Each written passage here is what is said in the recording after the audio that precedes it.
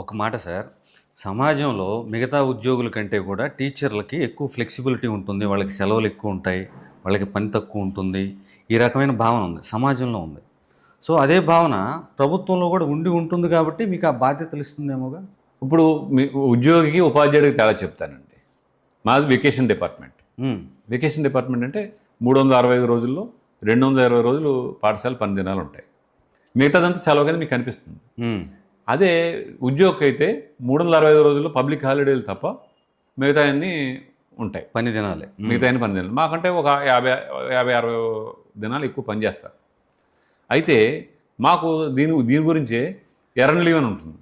వాళ్ళు 12 నెలలు పని చేస్తారు, 13 నెలల శాలరీ వస్తుంది. హ్మ్. ఎర్న్ లీవ్ ఒక నెల. హ్మ్. మేము 220 రోజులు పని చేస్తాం, మాకు 6 రోజులు మాత్రమే ఎర్న్ లీవ్ వస్తుంది. అంటే 5 సంవత్సరాలు పని చేస్తే ఒక నెల జీతం ఎక్స్ట్రా వస్తుంది. హుహు. హ్మ్. 5 సంవత్సరాలు పని చేస్తే.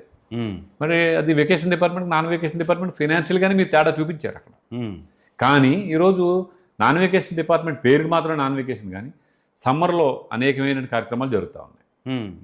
సమ్మర్ ట్రైనింగ్ క్లాస్, చెప్తారు. సమ్మర్ హాలిడేస్ కూడా ట్రైనింగ్ క్లాసెస్ జరుగుతూ ఉన్నాయి. కొంతమంది 10th క్లాస్ ఎగ్జామినేషన్ డీల్ చేసే టీచర్లు అయితే సమ్మర్ హాలిడేస్ ఇచ్చినా కానీ స్పాట్ వాల్యుయేషన్లు జరుగుతూ ఉంటుంది. అంటే ముందుగా జరిగే స్పాటు బిఫోర్ జరిగిన తర్వాత సప్లిమెంటరీ స్పాటు జరుగుతూ ఉంటుంది. ఏదో ఒక యాక్టివిటీ ఉంటుంది. పూర్తి స్థాయిలో సమ్మర్ అని ఎంజాయ్ చేయడం అనేది ఉండదు.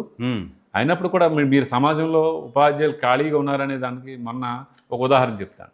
పాఠశాలలో ఈ యాప్లు అప్లోడ్ చేయడం ఎందులో చేయాలి? సెల్ ఫోన్లో చేయాలి. సెల్ ఫోన్లో ఉపాధ్యాయుడు కూర్చొని యాప్లు అప్లోడ్ చేస్తూ ఉంటే పేరెంట్స్ వచ్చి మీరు మా పిల్లల్ని అంతా తీసుకెళ్ళిపోయి మేము ప్రైవేట్ స్కూల్లో జాయిన్ చేసుకుంటాం, మీరు ఎప్పుడు ఫోన్లతో ఆడుకుంటా ఉన్నారు, పిల్లలు పాడండి ఆడుకుంటున్నాడా లేకపోతే ప్రభుత్వం ఇచ్చిన కార్యక్రమాన్ని సెల్ ఫోన్లో చేస్తున్నాడా అని వాళ్ళకేం తెలుస్తుంది? తెలియదు కదా. అది ఆ విధంగా చులకన భావాన్ని ఏర్పాటు చేసుకోవడానికి గల కారణం కూడా మనం ఇచ్చిందే. మనం ఇచ్చినటువంటి ఈ లొసుగుల వల్లే వాళ్ళ ప్రజల్లో కూడా వ్యతిరేకత భావం కనిపిస్తూ ఉంది. అంటే టీచర్ అనేవాడు అదే గ్రామంలోనో లేకపోతే పక్క గ్రామం నుంచో వచ్చి పనిచేస్తూ ఉంటాడు, ఆదివారం పూట మజార్లో కనిపిస్తూ ఉంటాడు. కాబట్టి వీళ్ళకి ఎక్కువ సెలవులు ఉన్నాయని అనిపించవచ్చు ప్రజలకి, కానీ టీచర్ పడే కష్టం ఈరోజు చాలా విపరీతమైనటువంటి ప్రెజర్తో పనిచేస్తూ ఉన్నాడు.